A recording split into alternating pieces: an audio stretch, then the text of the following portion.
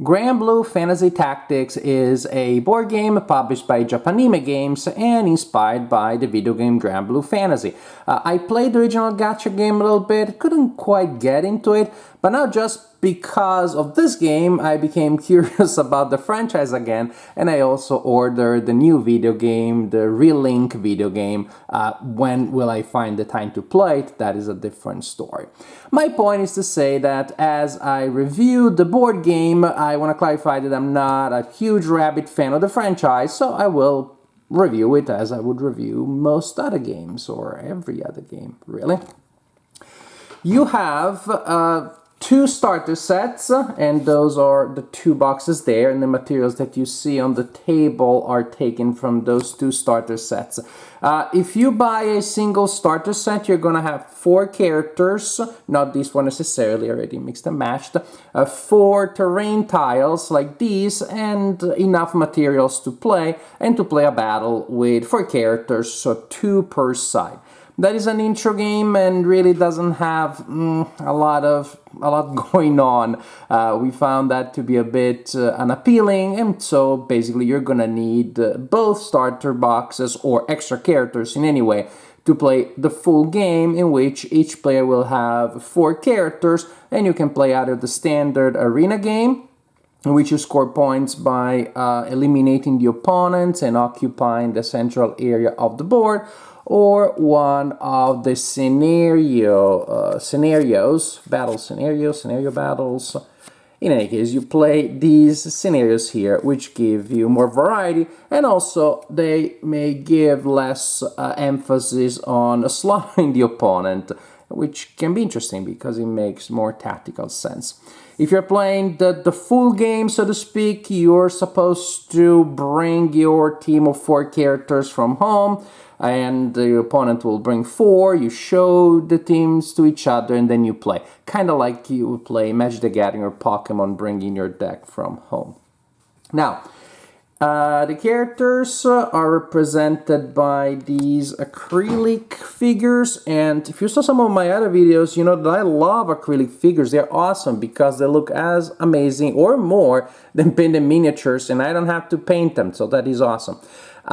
However, they look great on one side, but they are one-sided. That, to me, is a significant problem because, of course, right now all the miniatures are facing this way because I wanted the shot to look nice, but in real, if I'm playing, then the miniatures of the opponent look like that, which is a lot less satisfying, and I have to ask them constantly, hey, which one is that one? Which one is that one? If we're playing with many characters, I would have to ask that all the time, and that is kind of annoying. Maybe if both players are sitting on the same side of the table, but anyways, I would prefer if they were double-sided. And also, some of these miniatures, as cool as they look, they're pretty big. They don't fit in their space. That's just the way they are. As they move, they bump down other people, or they might. So you have to kind of like angle them a little bit. Not great. But they do look awesome when they're facing you. Each character so has a miniature, a standee that goes on the board, and each character has a command card with their basic stats, such as, and these are important, we have life points when they go down to 0 while the character is knocked out, defense, attack, mobility, various things such as interacting with the environment, and then the type of attack that corresponds to, and the range. And the type of attack tells you basically the direction in which it goes. For example, if you have ranged, you can go pretty far, but only in straight lines. So straight orthogonal, straight diagonal. As opposed to magical attack, it doesn't have to go straight as long as you're within 3. Then you can count like 1, 2, 3. And usually you count distance only orthogonally. So you're going to have a command card for each character plus a command card for your entire team. So it's going to look kind of like that. Each character also comes with a set of individual cards which you shuffle together to form an action deck, as I just did here. So this is a card-driven or card-enhanced game, really. You will have your hand of cards, And then players will alternate playing cards and activating characters. Once you activate a character, you turn the card to indicate that the character was activated. In truth, I only turn it by 45 degrees because I still need to look at the stats, and it's easier that way. Suppose I decide to activate Vera. Now, when you activate a character, you play a card for that character, and it doesn't have to be a personal card. I can play Grant's card while activating Vera.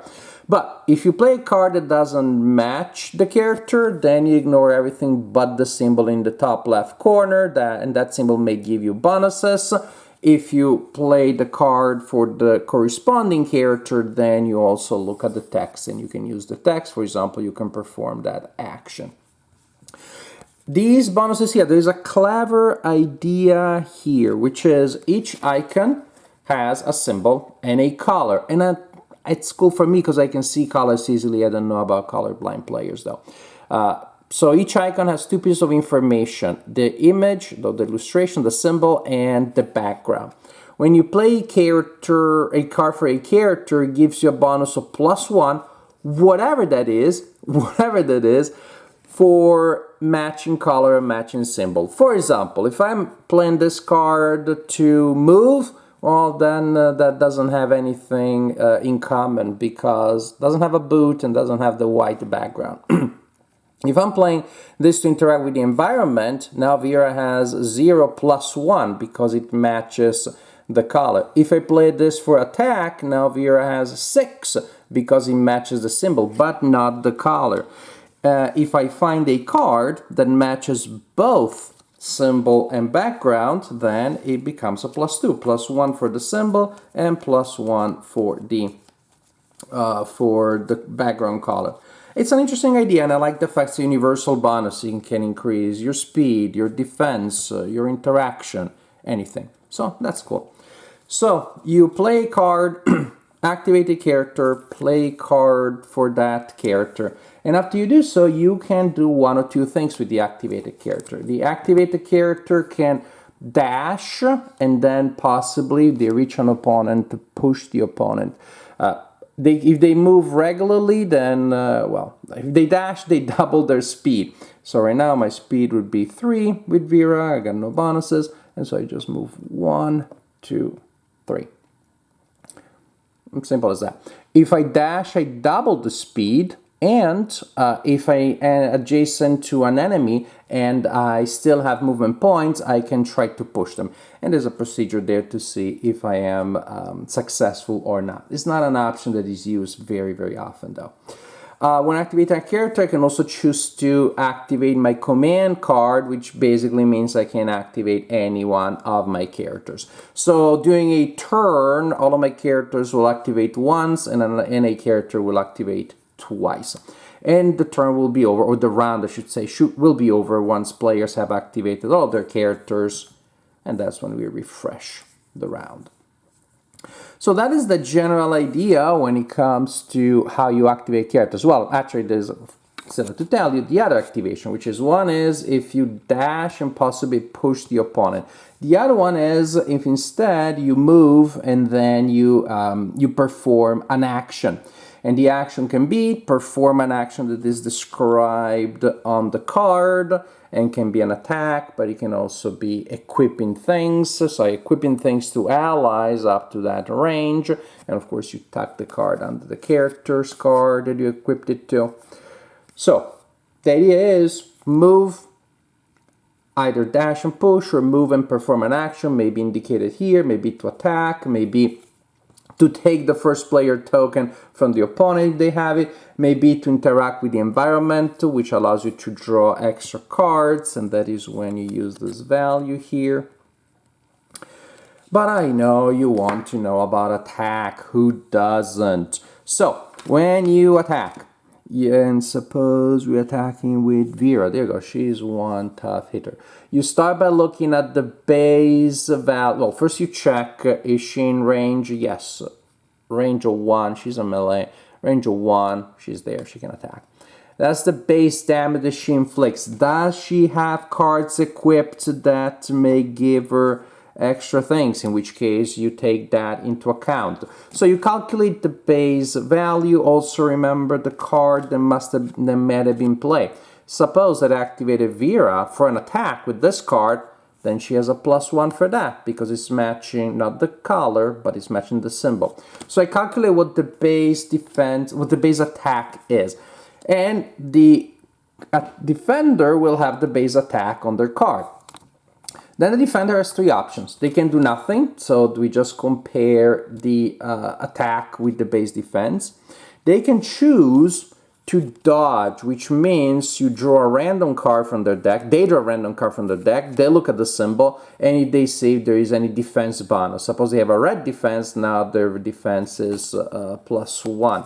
Oh, suppose they have a blue defense, now then they have a +2 if they drew this card. So you can choose to dodge and draw a random card, possibly give a bonus to your base defense, or you can choose to defend properly. It's pretty expensive because to defend properly, you need to actually activate the character. You need to spend the character for that turn. Then instead of drawing a random card for defense, you play a defense card from hand, and that's all you probably get. Well, you get more control. And some cards will give you perfect defense if you play them for the corresponding character. This symbol here, if you play for the corresponding character, then it cancels all damage from the opponent.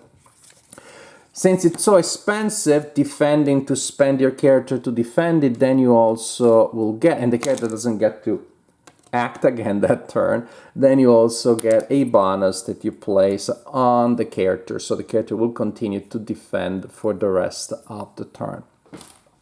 This is pretty much the general idea. You activate your characters by turning their cards by 90 or 45 degrees.